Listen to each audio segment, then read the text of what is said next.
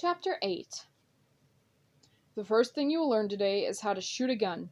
The second thing is how to win a fight. Ford presses a gun into my palm without looking at me and keeps walking. Thankfully, if you are here, you already know how to get on and off a moving train, so I don't need to teach you that. I shouldn't be surprised that the Dauntless expect us to hit the ground running, but I anticipated more than 6 hours of rest before the running began. My body is still heavy from sleep. Initiation is divided into 3 stages. We will measure your progress and rank you according to your performance in each stage. The stages are not weighed equally in determining your final rank, so it is possible, though difficult, to drastically improve your rank over time. I stare at the weapon in my hand. Never in my life did I expect to hold a gun, let alone fire one. It feels dangerous to me, as if just touching it I will hurt someone. We believe that preparation eradicates cowardice, which we define as the failure to act in the midst of fear, says 4. Therefore, each stage of initiation is intended to prepare you in a different way. The first stage is primarily physical, the second, primarily emotional, the third, primarily mental. But what? Peter yawns through his words. What does firing a gun have to do with bravery? 4 flips the gun in his hand, presses the barrel to Peter's forehead, and clicks a bullet into place. Peter freezes with his lips parted, the yawn dead in his mouth. Wake up, 4 snaps. You were holding a loaded gun, you idiot. Act like it. He lowers the gun. Once the immediate threat is gone, Peter's green eyes harden. I'm surprised he can stop himself from responding after speaking his mind all his life in candor, but he does. His cheeks red. And to answer your question, you are far less likely to soil your pants and cry for your mother if you're prepared to defend yourself. 4 stops walking at the end of the row and turns on his heels. This is also information you may need later in stage 1, so watch me. He faces the wall with the targets on it, 1 square of plywood with 3 red circles on it for each of us. He stands with his feet apart, holds the gun in both hands, and fires. The bang is so loud it hurts my ears. I crane my neck to look at the target. The bullet went through the middle circle. I turn to my own target. My family would never approve of me firing a gun. They would say the guns are used for self-defense, if not violence, and therefore they are self-serving. I push my family from my mind, set my feet shoulder-width apart, and delicately wrap both hands around the handle of the gun. It's heavy and hard to lift away from my body, but I want it to be as far away from my face as possible. I squeeze the trigger, hesitantly at first, and then harder, cringing away from the gun. The sound hurts my ears, and the recoil sends my hands back towards my nose. I stumble, pressing my hands on the wall beside me for balance. I don't know where my bullet went, but I know it was not near the target. I fire again, and again, and again. None of the bullets come close. Statistically speaking, the erudite boy next to me says. His name is Will, says grinning. The erudite boy next to me, his name is Will, says grinning at me. You should have hit the target at least once by now, even by accident. He is blond with shaggy hair and a crease between his eyebrows. Is that so? I say without inflection. Yeah, he says. I think you're actually defying nature. I grit my teeth and turn toward the target, resolving to at least stand still. If I can't master the first task they will give us, how will I ever make it through stage 1? I squeeze the trigger hard, and this time I'm ready for the recoil. It makes my hands jump back, but my feet stay planted. A bullet hole appears near the edge of the target, and I raise my eyebrow at Will. So you see, I'm right. The stats don't lie, he says. I smile a little. It takes me 5 rounds to hit the middle of the target, and when I do, a rush of energy goes through me. I am awake, my eyes wide open, my hands warm. I lower the gun. This is power in controlling something that I can do so much damage. And controlling something, period. Maybe I do belong here. By the time we break for lunch, my arms throbbing from holding up a gun and my fingers are hard to straighten. I massage them on the way to the dining hall. Christina invites Al to sit with us. Every time I look at him, I hear his sobs again, so I try not to look at him. I move my peas around with my fork, and my thoughts drift back to the aptitude tests. When Tori warned me that being divergent was dangerous, I felt like it was branded on my face. And if I was so much as turned the wrong way, someone would see it. So far it hasn't been a problem, but that doesn't make me feel safe. What if I let my guard down and something terrible happens? Oh, come on. You don't remember me? Christina asks Al as she makes a sandwich. We were in math together just a few days ago, and I am not a quiet person. I sleep through math most of the time, Al replies. It was first hour. What if the danger doesn't come soon? What if it strikes years from now and I never see it coming? Tris, says Christina. She snaps her fingers in front of my face. You in there? What? What is it? I asked if you remember ever taking a class with me, she says. I mean, no offense, but I probably wouldn't remember if you did. All the abnegation looked the same to me. I mean, they still do. But now you're not one of them. I stare at her as if I need her to remind me. Sorry, am I being rude? She asks. I'm used to just saying whatever is on my mind. Mom used to say that politeness is deception and pretty packaging. I think that's why our factions don't usually associate with each other, I say with a short laugh. Candor and abnegation don't hate each other the way erudite and abnegation do, but they avoid each other. Candor's real problem is with amity. Those who seek peace above all else, they say, will always deceive to keep the water calm. Can I sit here? Says Will, tapping the table with his finger. What, you don't want to hang out with your erudite buddies? Says Christina. They aren't my buddies, says Will, setting his plate down. Just because we weren't in the same faction doesn't mean we get along. Plus, Edward and Mira are dating, and I would rather not be the third wheel. Edward and Mira, the other erudite transfers, sit 2 tables away, so close they bump elbows as they cut their food. Mira pauses to kiss Edward. I watch them carefully. I've only seen a few kisses in my life. Edward turns his head and presses his lips to Mira's. Air hisses between my teeth and I look away. Part of me waits for them to be scolded. Another part wonders, with a touch of desperation, what it would feel like to have someone's lips against mine. Do they have to be so public? I say. She just kissed him. Al frowns at me. When he frowns, his thick eyebrows touch his eyelashes. It's not like they're stripping naked. A kiss is not something you do in public. Al, Will, and Christina all give me the same knowing smile. What? I say. Your abnegation is showing, says Christina.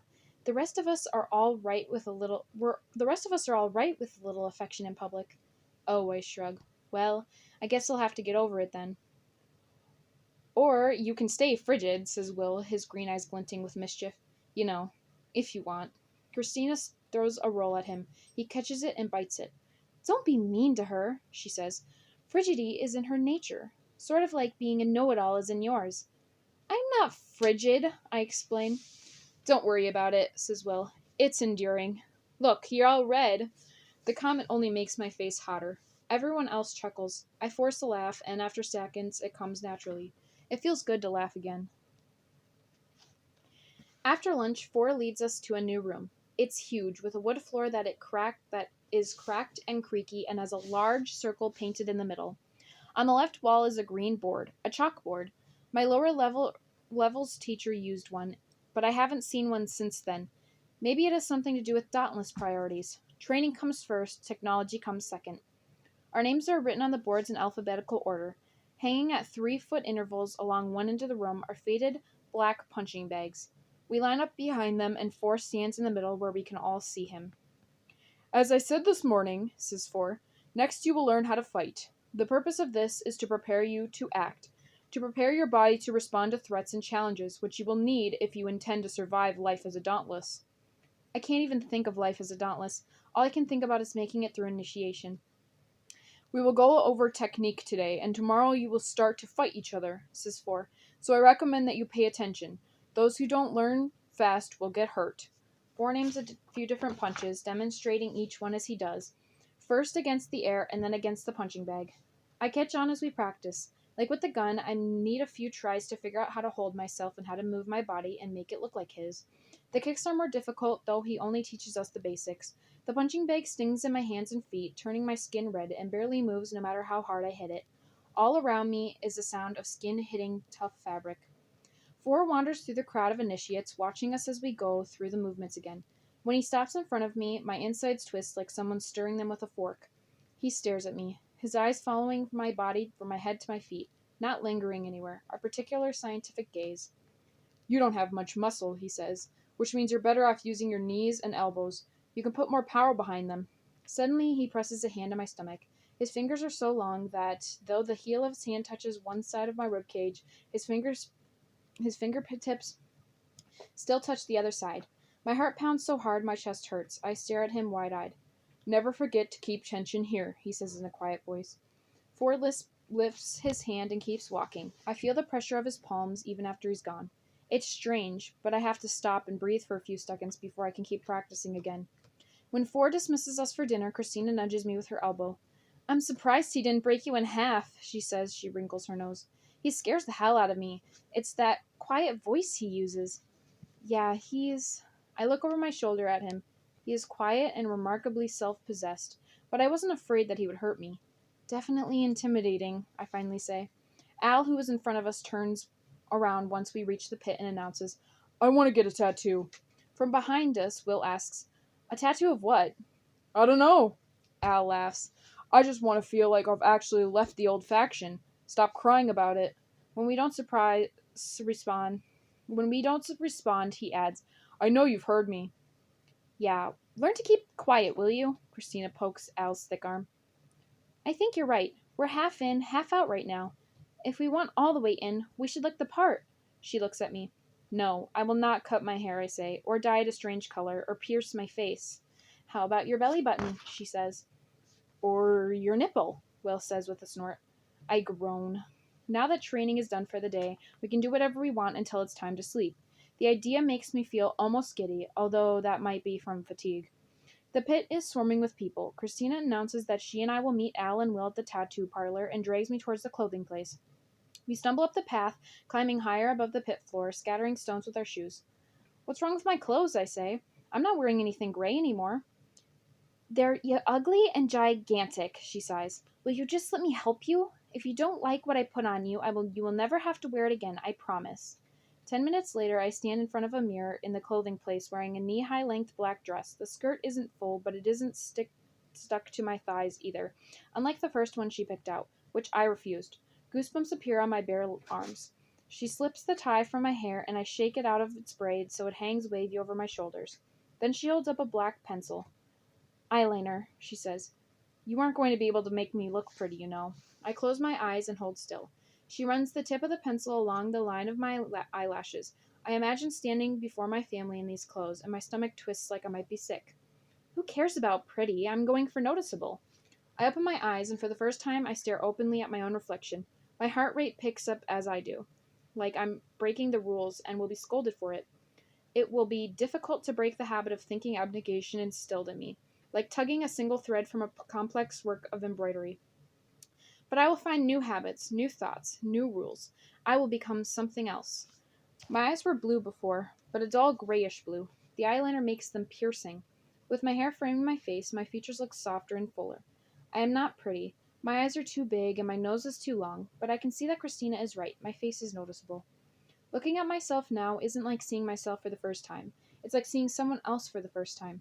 Beatrice was a girl I saw in stolen moments at the mirror, who kept quiet at the dinner table. This is someone whose eyes claim mine and don't release me. This is Triss. See, she says, you're striking. Under the circumstances, it's the best compliment she could give me. I smile at her in the mirror. You like it? She says. Yeah, I nod. I look like a different person, she laughs. Is that a good thing or a bad thing? I look at myself head on again. For the first time, the idea of leaving my abnegation identity behind doesn't make me nervous. It gives me hope. A good thing, I shake my head. Sorry, I've just never been allowed to stare at my reflection for this long. Really? Christina shakes her head. Abnegation is a strange faction, I have to tell you. Let's go watch Al get tattooed, I say. Despite the fact that I have left my old faction behind, I don't want to criticize it yet. At home, my mother and I pick up nearly identical stacks of clothing every 6 months or so. It's easy to accumulate resources when everyone gets the same thing, but everything is more varied at the Dauntless compound. Everything Dauntless gets a certain amount of points to spend per month, and the dress costs one of them. Christina and I race down the narrow path to the tattoo place. When we get there, Al is sitting in the chair already. When we get there, Al is sitting in the chair already, and a small, narrow man with more ink than bare skin is drawing a spider on his arm. Will and Christina flip through books of pictures, elbowing each other when they find a good one. When they sit next to each other, I notice how opposite they are. Christina dark and lean, Will pale and solid, but alike in their easy smiles. I wander around the room, looking at the artwork on the walls. These days, the only artists are in amity. Abnegation sees art as impractical, and its appreciation at time that could be spent serving others. So, though I have seen works of art in textbooks, I have never been in a decorated room before. It makes the air feel close and warm. I could get lost in here for hours without noticing. I skim the wall with my fingertip. A picture of a hawk on the wall reminds me of Tori's tattoo. Beneath it is a sketch of a bird in flight. It's a raven, a voice behind me says. Pretty, right? I turn to see Tori standing there. I feel like I'm back in the aptitude test room, with the mirrors all around me and the wires connected to my forehead. I didn't expect to see her again. Well, hello there, she smiles. Never thought I would see you again. Beatrice, is it? Triss, actually, I say. Do you work here? I do. I just took a break to administer the tests. Most of the time I'm here. She taps her chin. I recognize that name.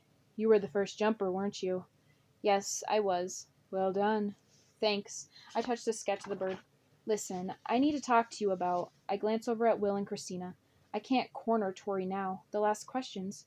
Something, sometime. I am not sure that would be wise, she said quietly. I have helped you as much as I could, and now you will have to let it go alone. I purse my lips. She has answers. I know she does. If she won't give them to me now, I will have to find a way to make her tell me some other time. Want a tattoo? She says. The bird sketch holds my attention. I never intended to get pierced or tattooed when I came here. I know that if I do, it will place another wedge between me and my family that I can never remove. And if my life here continues as it has been, it may soon be the least of the wedges between us. But I understand now what Tori said about her tattoo represented a fear she overcame. A reminder of where she was, as well as a reminder of where she is now. Maybe there is a way to honor my old life as I embrace a new one.